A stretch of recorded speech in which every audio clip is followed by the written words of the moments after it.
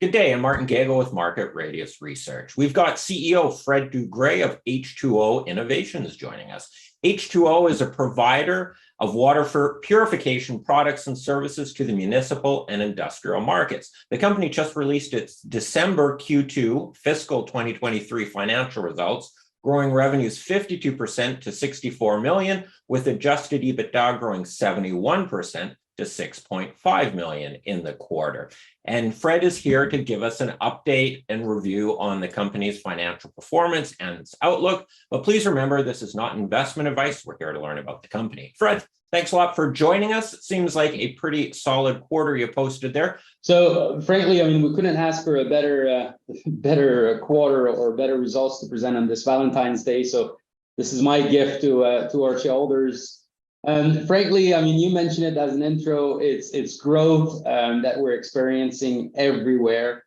It's really nice to see this currently materializing, because it's not only coming from one specific business line, but it's really across all business pillar, all business segments that generate this growth that you mentioned. So 52% growth. There's a fairly good amount coming from organic growth, and this makes me really happy. And that tells us also that it's not only one big peak that created the performance on the second quarter, but it's really uniform across the board. So revenue growth, 64 million, almost 27% organically. And again, to show the resilience of our business model, 90% of our revenues now are recurrent by nature. This is coming from the operation and maintenance, the specialty chemicals, the service, the consumables that we're selling to our existing customers. So this adds a lot to the financial predictability, obviously. Fred, I don't know, 5 or 10 years ago, what portion was recurring revenues? 10 years ago, I would say it was about 25, maybe 30. We have shifted significantly our business model, and that was a good thing, because obviously it helped a lot financially, but we have started to build this intimacy with our customers and got even closer to our customers. And this is how we have been able, I would say, to navigate through the COVID crisis in a remarkable way. And even now with the turmoil into the financial market and the economy and the constraint that we see from the inflation, that makes our business very unique and resilient financially. The backlog has been growing also tremendously at more than 206 million. This is up 63%. So this is pushed by renewal of large operation and maintenance projects, the win of new operation and maintenance project as well. I will comment that later in Texas, notably. And also by new projects, equipment project that we have been able to secure in Q2. So it's a good combination of things pushing upwards this backlog, and again, giving us great visibilities for the coming quarters. The backlog, specialty products doesn't really fall into backlog, does it? No, it's only, so there's two components to that backlog. The project, capital equipment projects we do, so water and wastewater treatment system that we built, but also the operation and maintenance contracts, not the one that are evergreen, however. So only the long-term operation and maintenance contract, representing about 70% of the overall operation and maintenance revenues. It's a good point. All right. Adjusted EBITDA increased also to 6.5 million, representing about 10% of the 10% EBITDA to the quarter. And we have generated a nice cash flow of 6.6 million also for the quarter. So this is a nice improvement, because it is part of our agenda to keep improving the cash conversion and improve and reduce our debt this way. And if you look at it, on the overall trend over the last 5 years on a KEGAR basis, well, on a top line basis, it represents about 17% year after year that we have been growing the company. And on the EBITDA, 32% almost of EBITDA growth year after year over the last 5 years. So this is a solid execution. And Fred, the industry itself, I'm guessing, is maybe growing at half that rate? Oh yeah, organically, I would say the industry will be growing, at, depending on the sub-segment you're into. Yeah. I would say anything between 5 to 10%. Yeah. So the O&M is moving less at smaller speed, about 5 to 8%. And the other technology side, might be moving between the 8 to 10% side. All right, so you're clearly outpacing the market there. Definitely, definitely. So if we look at now each of our business lines, starting with the operation and maintenance, well, this shows clearly, the solid execution, because in the operation and maintenance world, it is equally important to not only find new customers, but keep the one that you have, right? Because this is part of the business model, is to make sure that you maintain your existing clientele so that you can build on that. And this is something we have been doing and executing very well. So there was 14 renewals in the last 12 months. There was also 16 scope expansions within the existing customers we have. So this is also quite important. We did 2 acquisitions, and finally we have won 16 new operation and maintenance in the last 12 months. So there was actually in the last quarter, there was one actually of significant size in Texas that we have been awarded. So this is a 3-year contract for a drinking water plant in Texas. And we just started that actually at almost the end of December. So the last 2 weeks in December, right before Christmas, we started this new operation and maintenance project. So as you imagine, the full revenues haven't really impacted the second quarter. Clearly, they will impact, more the third quarter and beyond, because we started that late in the quarter. But still, it's a significant win. And that created the increase that you see in the backlog moving, last year. If you look at the Q2, we were at 85 million, and now we're moving to 150 million. So this is quite nice, because the backlog that you see, if you imagine, gets, reduced every quarter because we're generating revenue, right? So we are eating this backlog as we move in time. So not only we have been able to replenish this backlog to the same level, but we have been able to grow it with additional revenue and more renewals. So again, providing us excellent visibilities for the coming quarters. And this is reflected obviously in the chart that you see there, on the right-hand side, moving from last fiscal year, from 87 million to 106 million on the LTM basis. So this shows the organic growth and the impact of our renewals and new wins. So very happy of our performance there. You renewed a project here in the province of Alberta. That's right. This is primarily, 95% US business, or is there much going on in Canada in the O&M? We do have a little bit going on in Canada, mostly around the Calgary area in Alberta, and we have a little one in Quebec. But you're right, most of our revenues are coming from the US.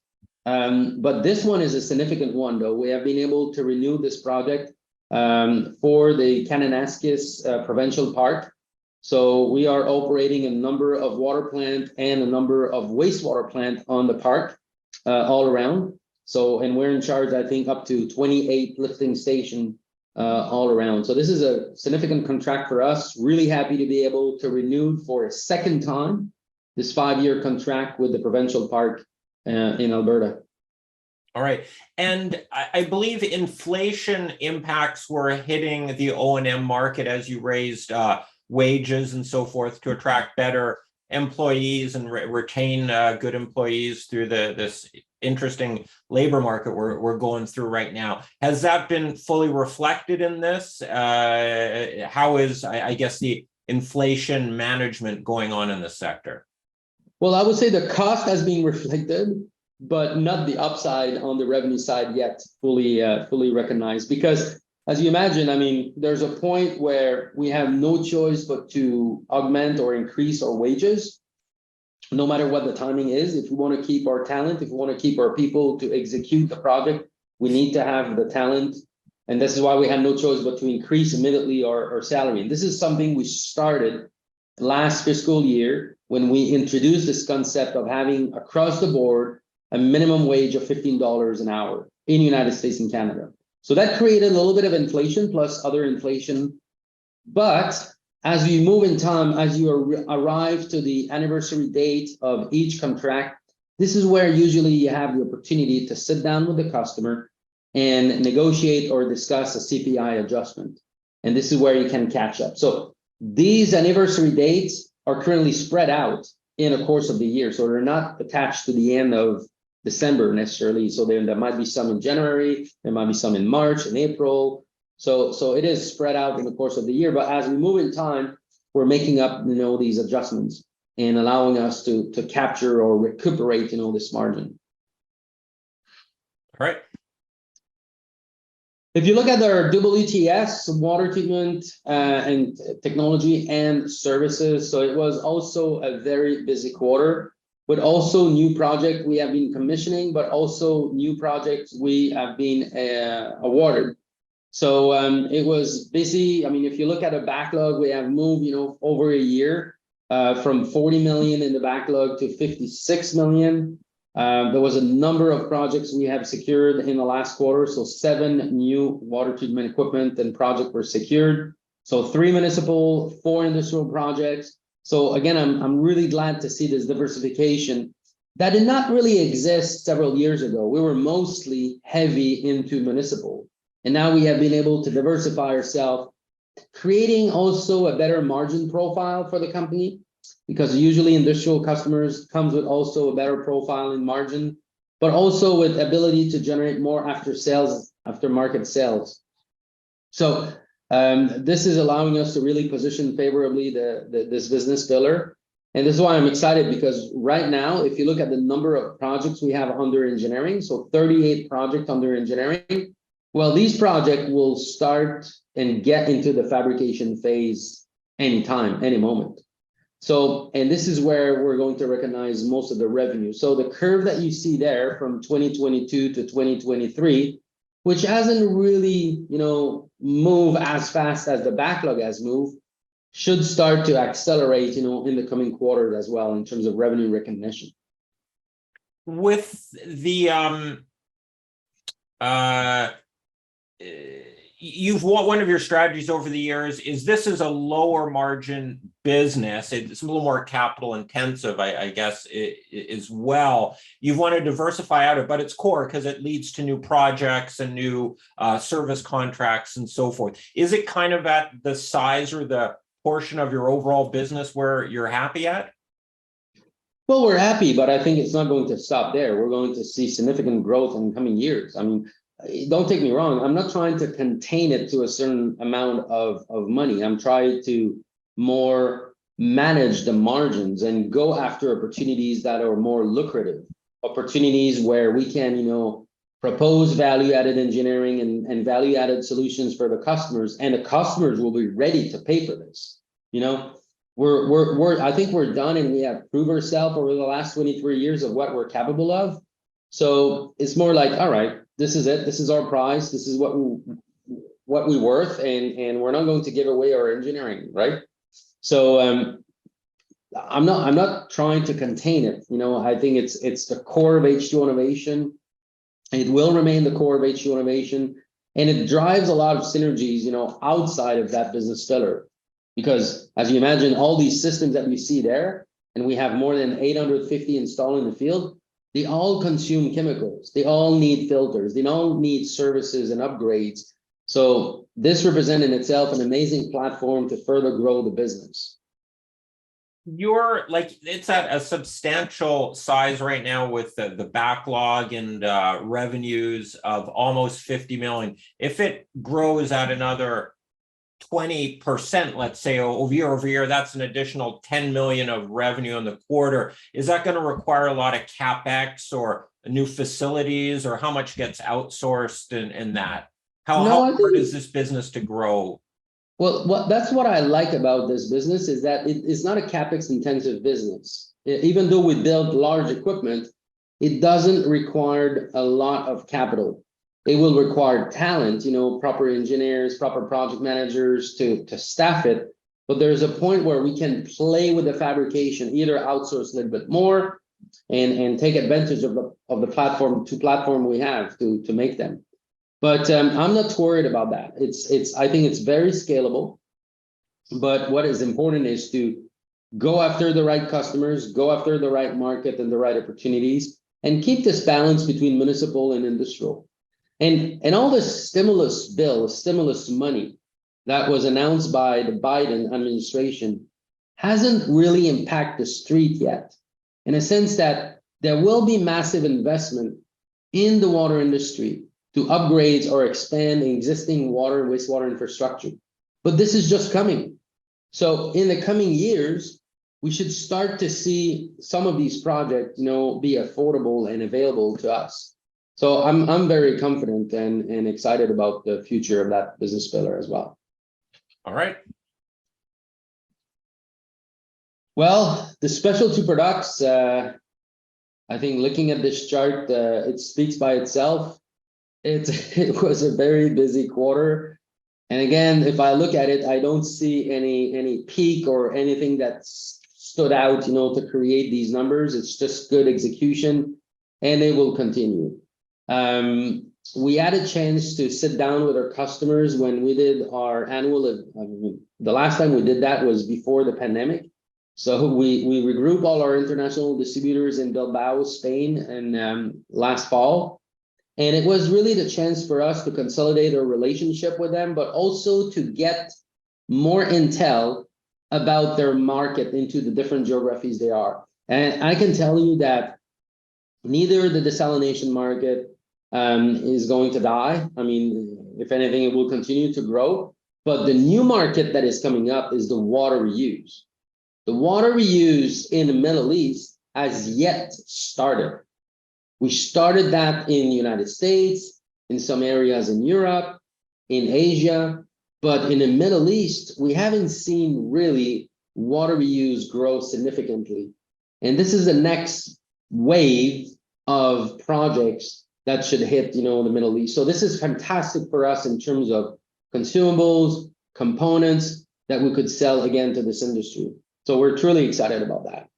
When you say water reuse, is that turning like sewage water into potable water and kind of having a bit of a closed system on the water there? And I guess at some point it's cheaper than doing desalination in very dry regions? That's right, exactly it. So obviously when you look at the water, okay, so you have two sources of water. You have the one that is defined, the one that it comes from river, lakes, or groundwater. So you have a defined number or quantity of water. And then you have the infinite water. And these two sources can be either the sea, the ocean, or the wastewater, right? People are not going to stop flushing their toilets. So you will have continuously wastewater coming in. However, right now we're cleaning up this wastewater, but we're just throwing it back to the environment, and that flows back to the ocean. And then we need to pay, the high price to remove the salt to create fresh water again. So the cost of doing desalination, depending where you are in the world and depending on the size of the plant and the cost of energy, could vary, I would say, between, let's say 80 cents to $1.20, $1.40, and even higher, depending again where you are. However, cubic meter or cubic meter costs, the dollar per cubic meter. The cost of water reuse will be about 30 to 40% less. Okay. Because you don't have the same energy that is required to push the water against the membranes to remove the salt. There's no salt already. Yeah. So I think you are better off to clean it, purify it, remove all bacteria, remove color, remove all the contaminants, the hormones, the plastics, name it, and make a super clean water at 30 to 40% less, and then reuse that. Because, 70 to 80% of the water goes to agriculture. Yeah. Right? For irrigation. So that's why I think, water reuse is the best alternative and the best affordable alternatives to make sure that we create also food security for these countries. So that's why I think it makes a lot of sense to envision that as the next phase of growth in the Middle East. And I think our distributors are well engaged with that, and we have been able to grow the distribution ship, with new distributors. We have been able to also create more synergies between the different business lines. Because before you had, the different brand that you see there, Genesis, PWT, Piedmont, all operating into silos. But right now, we have created this team where distributors are more collaborating and there's more cross-selling synergies between them. So this is also quite exciting for us. All right. I love your maple farming equipment business, and I always got to ask about that. I forget. Sorry, did you acquire Leader? Like, was it this past year or was it the year before? Is this your first harvest season with Leader? Yes. So we acquired them on June 30th. So this is indeed at the beginning of our fiscal year. So this is a new journey for them that has started. So now we have completed 6 months with them. So we are going through the integration challenges and opportunities and cost synergies that we're having with them. But we're about to enter. I mean, we have started to enter the quite busy season now, as you imagine. I mean, the maple season is usually between January to March. This is where we get most of the revenue recognition because of the seasonality. This is where also we should convert, all this high inventory that we have into our balance sheet into sales. So this is also encouraging. But what we created also is a new technology using our expertise that we have into sugar concentration to address a new market into the brewery, microbrewery. And this is the new product that you see there, the hyper mash. So we use the hyper mash technology to concentrate the sugar coming out of the sugar solutions after washing the cereals, right? So the more you can concentrate the sugar is allowing the producers or the brew maker to save on the waste coming out of their cereals. So they recuperate more sugar coming out of the cereals, but also they save tremendous amount of energy instead of having to boil the water to bring it to the high level of Brix concentration that they need to create this high ABV, high content beer. So for us, it's a win-win because allowing them to reduce energy, allowing them to reduce the waste, and bringing our expertise into sugar concentration to that industry, I think will be a new potential for us for many new sales opportunities. Because that's the whole point of the maple businesses. Before, they just had big pots with wood, burning it to evaporate it off, and you're saving energy by having filtration technology, so you don't have to use as much energy to separate the water to make it a higher concentrate. That's right, and it can produce more because it takes a lot of time to boil the water. You need to remove 40 volumes to 1 to create the maple syrup. Yeah. So if you have a lot of water coming out from the woods, from the forest, you need to collect this water into big tanks, but you cannot have this water standing in the tank for many hours because it's water with sugar and it will turn into bacteria very rapidly. Yeah. So this is why through membrane filtration, you can reduce the amount of volume of water by removing water and keeping a sugar concentration, allowing you to handle more volume into a short period of time, and then just focus on the evaporation, the final evaporation, to turn this sugar concentrated solution into maple syrup. So you're more into cooking than evaporating. You're more into cooking, going after flavor, the color that you want, because you are less focused on just removing water and volume. All right. The maple syrup market's a pretty niche market. The brewery market is not so niche. It's pretty darn big. Is this focused strictly on the microbrewery market? Are there opportunities for the big breweries? And could this become a significant source of business, or are you going to be kind of a niche market or a niche supplier within the brewery industry?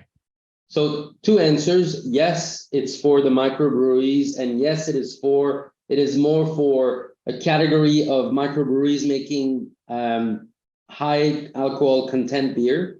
Okay. So probably the beers that are like 7%, 8% and up, not necessarily for a lager at 3 or 4%, because this is where you have high sugar concentration, right? You turn your sugar into alcohol, so you need to have, if you want to have high content beer and alcohol, you need a lot more sugar. So that's the first thing. The second is that it is part of our 3-year plan vision to transform, as we said before, to transform the maple equipment business into an agri-food and irrigation business. And this is where I think we should see this business of a 30 to 40 million growing in the maple business to become ultimately $100 million plus, equipment business into agri-food and irrigation. Okay. Wow. All right. Nice to see the first steps there. That's great. Exactly. On a more financial side, as I said earlier in starting the presentation, cash flow was important. Cash flow is king, particularly with the interest rate that going up. So it's all hands on deck to maximize cash flow conversion. As you see there, we generated 6.6 million compared to the previous year, where it was a negative 3.3. So we're really pushing hard to not only contain the capex, we're not very capex intensive business, but try also to maximize cash flow conversion in order to do one thing. Essentially, we want to reduce the net debt. This net debt increased essentially from the acquisitions we have done, because all the acquisitions we have done over the last several quarters, so that includes Leader, that includes EC and GCO that we acquired in the state of New York, that includes also GMP that we paid also through the cash in the balance sheet. So all these acquisitions have been self-financed through our own working capital.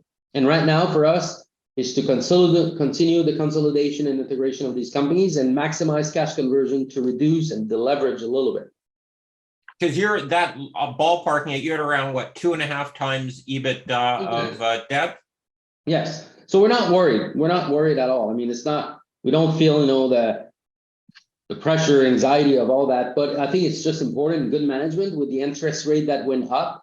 Obviously, it costs twice as much to carry this debt because the interest rate has more or less doubled compared to last year. So it's more cash that we're giving away, right? Yeah. So that we could use into our operation. Well, and as well, once you've used that to fund acquisitions going forward, so the more wiggle room you've got on there, the more you could potentially do on the M&A front. Deload and reload again. Yeah, that's what we want to do. And our game plan, for the next 3 years, as we have presented at the annual meeting of shareholders back in December, is to keep growing the business. And we have tightened, a little bit our revenue target for the coming years. So if you look at what we had previously versus what we have now, so we're moving the midpoint revenue target for fiscal year 2023, so this current fiscal year, to 235 million. It was previously at 218. We're doing the same also for the following year, for 2024, moving it from 260 to 278, because we have great visibility again into our revenues organically. And then moving it to the next fiscal year to 315. So by then, let's say in 2024 or 2025, if we're able to do a tuck-in acquisition, let's say 1 or 2, we could very well be, at the 350 level, So for us, it's definitely within reach. Again, we have great visibility coming from our backlog, coming from the recurrent revenues we have, and coming from a water industry that is not going to stop.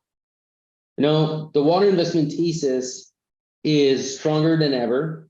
That I presented that before, but the population growth, in aging infrastructure, increasing regulations, water scarcity, aging workforce, and more now industrial companies want to become water positive. They want to recuperate, and recycle more of their wastewater.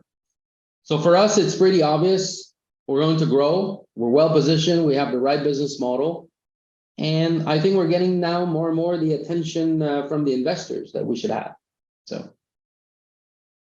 All right. And I'm glad you threw up that slide on the M&A. There was in the water industry, there was a pretty big transaction that happened. I believe it was this year or end of last year with H2o, and at a 20 times EBITDA multiple. So I guess obviously the bigger companies get bigger multiples and so forth. M&A is part of your strategy. Can you give us what is the M&A pipeline or environment kind of look like for you right now? That's definitely part of your mix?